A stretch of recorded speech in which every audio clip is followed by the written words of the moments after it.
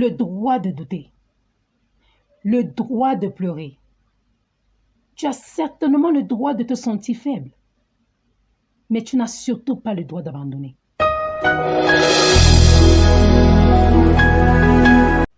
Avoir de la maturité consiste à avoir du discernement. Il y a une très grande différence entre avoir du discernement et juger. Lorsque l'on a du discernement, cela nous pousse à la prière. Mais lorsqu'on juge, cela nous pousse à critiquer. Un homme de Dieu, un homme de Dieu, il y a homme, il y a humain. Tout le monde fait des erreurs. Moi, je fais des erreurs. Vous qui me suivez en ce moment, vous faites des erreurs. Même Jésus-Christ a demandé à la femme adultère, à ceux qui étaient là, que celui qui n'a jamais péché jette la première pierre.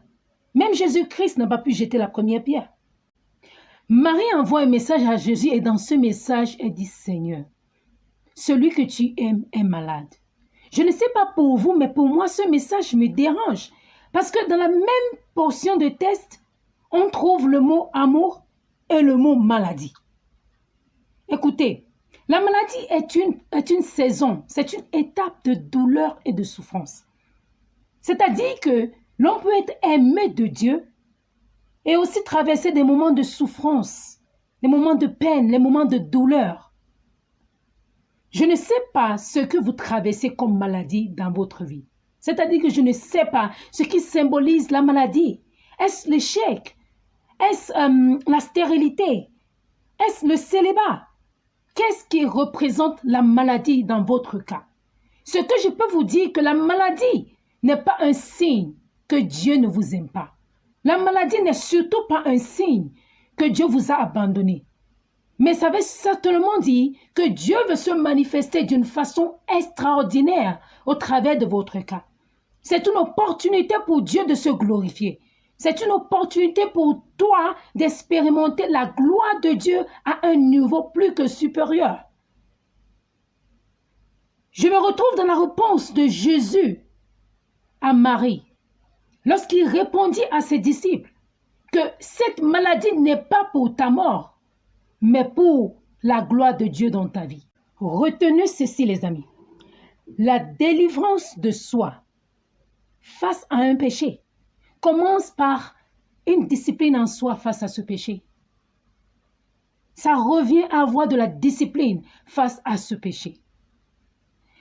La victoire dans une situation quelconque dans la vie dépend largement de la discipline que nous avons en nous-mêmes face à cette situation. C'est-à-dire que la part de Dieu, c'est de nous donner le courage, la force, la grâce, les équipements dont nous avions besoin, mais c'est à nous de traverser la situation. C'est à nous de combattre cette situation. C'est à nous d'avoir la victoire dans cette situation. Dieu ne fera jamais tomber Goliath à notre place. Cette responsabilité nous revient largement. Cette responsabilité nous revient, mes frères et mes amis. Alors n'attendons pas de Dieu qu'il fasse tout pour nous. Chrétiens ou non chrétiens, sachons que ça nous revient, la responsabilité de faire de notre situation, de nos crises, de nos problèmes, des victoires. Je répète, Dieu ne fera jamais tomber Goliath à votre place. Alors, pendant que Dieu vous donne le courage et la force, trouvez cette discipline en vous-même de faire tomber cette situation, ce Goliath. Du courage, mes amis. Que le bon Dieu vous bénisse.